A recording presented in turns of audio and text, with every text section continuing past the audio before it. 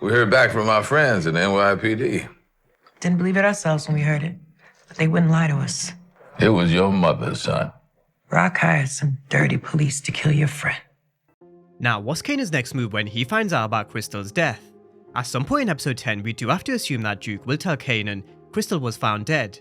She went to Garcia for a favor, and he came back with the information she was found in a stairwell. So what's next? Who does Kanan blame for this death? Who does Jukebox think it is? Because we all know who Kanan would throw the blame towards 100%. He's gonna think it was Rock. And that all stems from the lies and manipulation from Snaps and Pop, as well as what Kanan's been through with his mother from seasons 1 to 3. But towards the end of 409, they told him that their NYPD friends reached out to them and they said that Rock was the one behind Famous's death.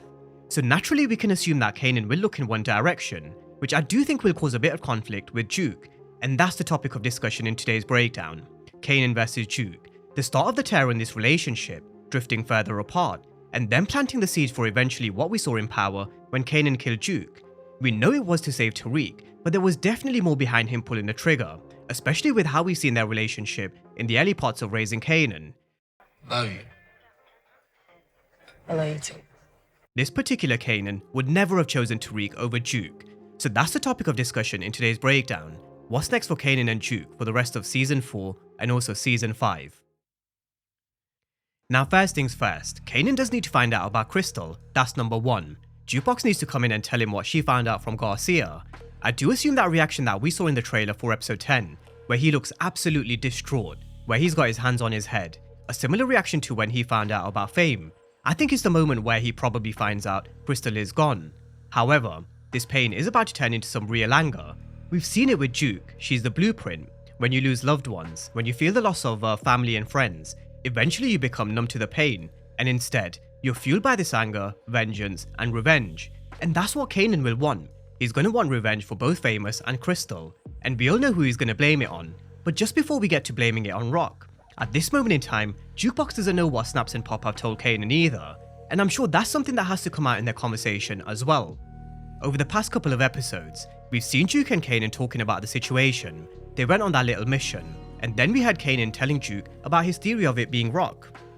He first started to think it was Rock because he saw her paying these two law enforcement officers towards the end of episode 407. But after Pop got the information from Crystal that Kanan's suspicious of his mother Rock, they used that information to turn the screw even more. So, at this time, you have to assume that Kanan will tell Duke that he's found out for sure that it was Rock, which was all meticulously planned by Snaps and Pop, kidnapping Crystal, forcing her to give up this information, killing her in brutal fashion, and then leaving her body to be found in a stairwell at Edgemere. Now, I'm not 100% sure whether the placing of this body is near Rock or any other drug businesses, or whether that's where Pop just kind of left her.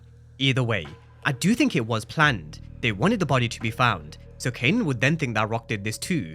He really is getting played by Snaps and Pop, which I don't actually blame him for. I'm reading a lot of comments saying Kanan's stupid, he's annoying, he's dumb. How can he not see that it's not Rock? How can he be getting played the way he is?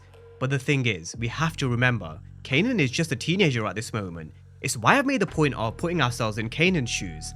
Snaps and Pop are two very experienced players who know how to play the game. They haven't got to the position they've got to without doing exactly this. Manipulating people for their own benefit. That's what this is. They're manipulating Kanan for their own benefit. I do think they were first protecting themselves, but they also know that Kanan is one of their best assets, and you protect your assets, you protect your investments. You also look at the character that we saw on Power, how cold and ruthless he was, how he was so manipulative. It makes sense with how he eventually turned out in Power. Just have a look at what he's been through with Rock through seasons 1 to 3, and now Snaps and Pop in season 4. This kid just continues getting manipulated and played. And then you add in the death of his best friend and also his girlfriend in Crystal. It's no surprise Kanan turned out the way he did, and some of the manipulation we saw from him in Power. Now when he does eventually learn the truth, which I don't think will be in season 4 in my opinion, I'm sure that's something that will probably come in season 5, but that's when the tables will start to turn. That's when we're going to see a lot more growth from Kanan. All of these guys are playing him at this moment in time, him losing Fame, Crystal, OC. The way he's being manipulated, he's not always going to be this little annoying shit who gets played. He eventually will start learning, the manipulation will eventually stop and he'll start becoming more aware of it, where he's the one who then starts doing the manipulating himself. No doubt when we get to Power Origins, he's the one who's going to be using some of these manipulative tactics on both Ghost and Tommy. You see the way Snaps and Pop have thrown the blame of Fame and most likely Crystal's death on Rock. Kanan will probably tell Ghost that Breeze was the one who killed his pops to get him to take out Breeze so he can step into his shoes. Eventually, Kanan will be the one who's doing the manipulating, but he has to go through this to then get to the character we saw on Power. Now, just coming back around to throwing the blame in Rock's direction, he's probably going to try and connect the wrong dots in his mind. He's probably going to think Crystal was last with Rock before she went and got on the bus, so he's going to assume it's Rock. She was the last person to see Crystal, it has to be her.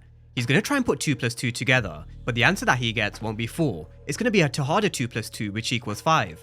And I do think Duke will tell him that. I think Jukebox will be able to look at the situation without the emotion that Kanan's going through, without the feelings that Kanan's feeling. She'll be able to take a look at the situation from an outsider's perspective and tell Kanan, look, it's just not Rock. These 2 murders are way too messy for it to be your mom's. It doesn't make sense. I think we've all been in a situation where we go to our friends for advice, and because they're not feeling the things we're feeling, they're able to see the picture a lot more clearer than we do. At this moment in time, everything is a blur for Kanan because of what he's been through, whereas for Duke, she's going to see it different. She's going to see the picture a lot more clear. I wouldn't even be surprised if she's the person who puts it together that Snaps and Pops are the one who's behind it. You ain't with me, you against me. You're either with me or against me. I can only imagine him saying this to Duke when she tells him about Crystal, when Kanan then tells her he thinks it's Rock. Now, the direction that they're taking Kanan's character in terms of potentially creating an alliance with Unique under Snaps and Pop, that's going to cause even more tension, because he might just be making an alliance with the enemy of the Thomases. That again won't sit well with Duke. But it does make sense for the storyline in terms of what they've shown us, where these characters were with their relationship, how much love they actually have for each other, only to start tearing it apart, starting with this mess, and it will no doubt be the start of the relationship kind of taking a different direction. Over the courses of 1 to 3, I questioned a lot. I said they're really building up this love between Kanan and Duke, only to then later tear it apart, which makes this relationship in Power make a lot more sense. In Power, there wasn't the same love that there was back in Raising Kanan. Their relationship just kind of felt a lot colder, as if there was no love here. Snaps and Pop will definitely pull Kanan further away from Duke and the Thomases, and then when Breeze is eventually introduced, he's going to drift even further. There's also the small matter of the scar that Kanan got on his neck. Do they still run with this particular backstory that they teased before? The original backstory that Corny Kemp wrote for this scar that Kanan had on his neck was that him and Duke got into a fight, and that's how he got this particular scar. Will they run with the same story, or will they change it? Because they don't actually mention anything in Power. Nothing's set in stone in terms of the backstory for Kanan's scar. So, if Sasha Penn really wanted to implement his own ideas and change it, he definitely can. I personally would prefer if they stuck to this, because this is definitely what I want to see. I want to see that fight between Kanan and Duke. I want to see Jukebox giving him that scar. And if they're going to kind of cause a bit of tension between them, which I can definitely see them doing from episode 10 onwards, Kanan drifting further away from Rock and the Thomases, being manipulated even more by Snaps and Pop and also Unique, then I want to see that fight. I want to see Kanan fight with Jukebox. So this scar, this backstory that they've teased before, I do think this is one. I definitely do think we are getting one step closer. Now last but not least, Jukebox's favour Shios Garcia. This one will eventually come back around, and we all know how Kanan hates law enforcement. If he were to ever find out that Jukebox helped Garcia with something, again, just adds to the list of things that will cause a bit of tension between them. But I really do wonder what Garcia will come back for. I still stand by what I originally said last week. If I were in Duke's shoes, I'd feed him some wrong information, send him down the wrong direction, send him down the direction of the Italians, send him down the direction of Snaps, Pop, maybe Unique, or maybe even early Tyler. I think Jukebox definitely needs to have this conversation with Rock and put this on the table, especially if she doesn't believe Rock was the one who killed Fame and Crystal.